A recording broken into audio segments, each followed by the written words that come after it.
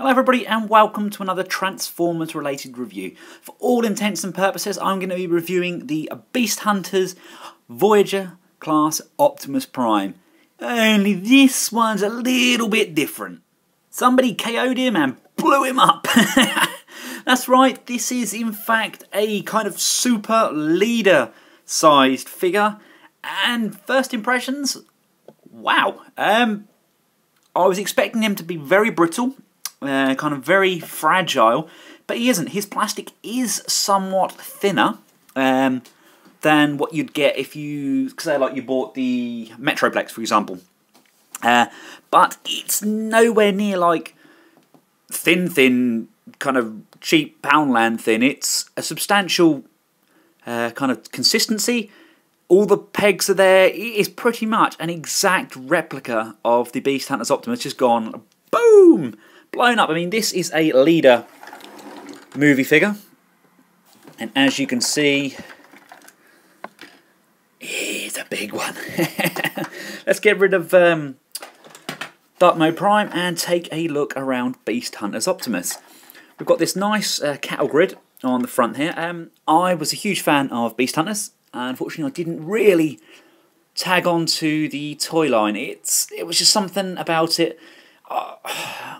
I didn't like the fact that the market was literally swamped by the figures. When the Voyager Optimus hit the UK shores, it was about £25 or something like that, I think, which is about 40 bucks, and I got this for that, and you know, this is big, huge, chunky, and robust. This feels doesn't actually feel that much of a KO. It feels more like something by Tonka, that sort of thing. It's really robust.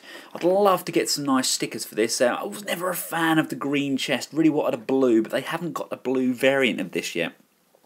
Just taking a look around the side, we do have active firing missile pods, and I mean, they really fire. They've got a really good spring in those. No health and safety issues there. And of course we've got his sword on top. And you've got all of this back wing section. Come round to the back here.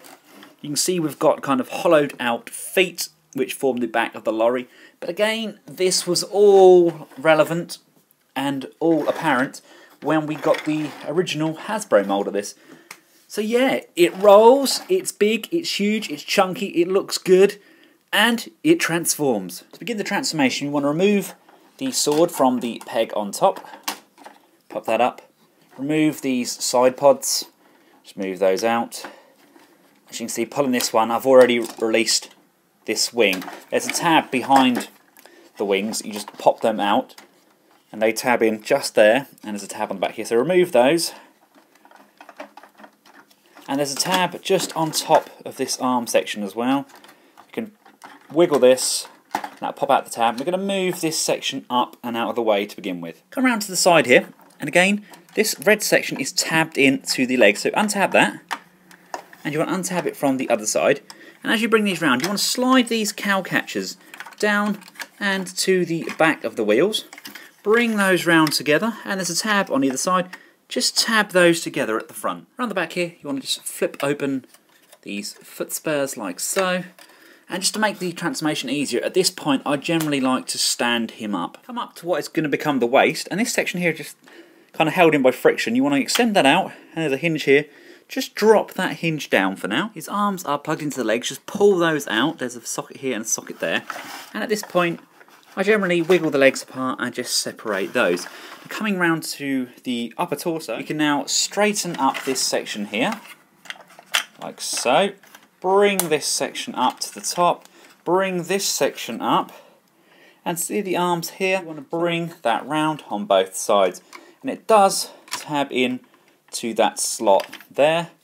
You can then move the arms up and into position. We can then pull up the head, revealing the head sculpt, and with the arms just tilted up slightly, we can rotate this upper torso section, just this one round here.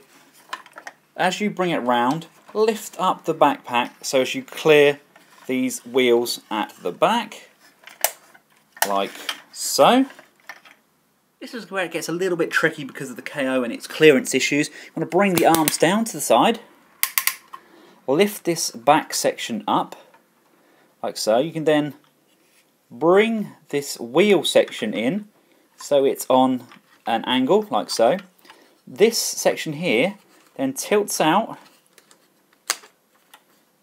With these clear, you want to push that section just in there. There's enough expansion in the plastic for it just to pop through that hole, and like so. Make sure these cow catchers are all the way down, like so. You can then bring this whole backpack section down, like so.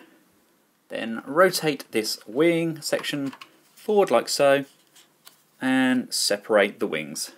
Now there are some slight clearance issues, but you can still mount the rockets underneath the wings of the jetpack and kind of have the flames coming down. The backpack doesn't sit perfectly straight, and it does kind of just move these sections slightly inward, literally just due to the clearance.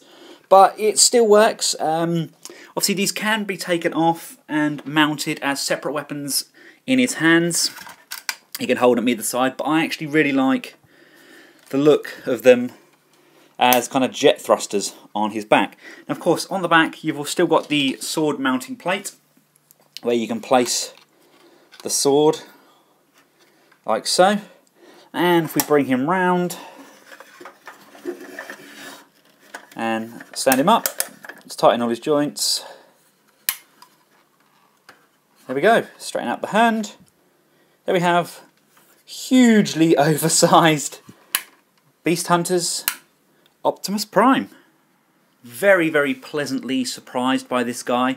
I was expecting the plastic quality to be a lot thinner. I was expecting the joints to be loose. But yeah, it works. Okay, yes, it is hollow. But then again, so was most of the Beast Hunters and Transformers Prime line. So, you know, it's worked. The head sculpt could have been better. I would have liked the face-plated version of Prime. But beggars cannot be choosers. Just to take a quick look at the articulation. The head moves left and right. And you've got an up and down movement just due to the transformation. You've got this section here doesn't really want to tab in. There's not really enough space on there for it to tab in. But if you hold that in place, you do have a ratchet on the shoulder there. You do have a fair bit of range of movement. You've got the upper bicep swivel. You've got a nice bend at the elbow, and you do have a rotation on the wrist. Now we have the upper torso swivel that we know about because we use that for the transformation. We also have a lower torso swivel.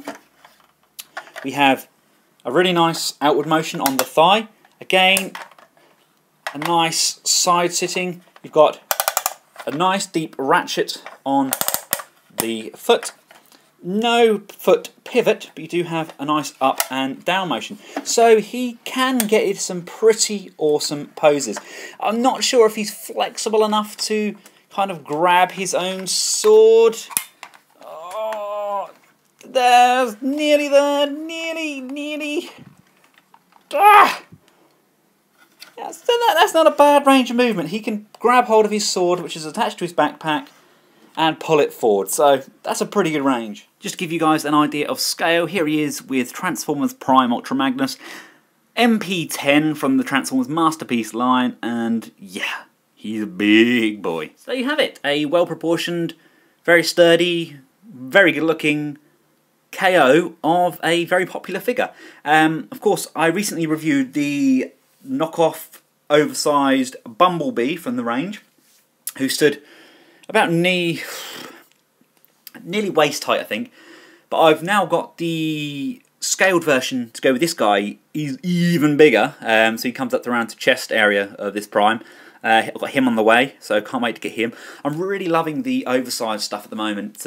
Swoop from the Planet X line, that didn't really work for me, but this guy, he ticks all the right boxes, And now we need a Nemesis version. Yes, we do. Also, if the KO people that make these is listening, which I'm sure they do, they all listen to my reviews, obviously. We need a hard shell. I need at least a Voyager scale blown up version of the Legends hard shell, please.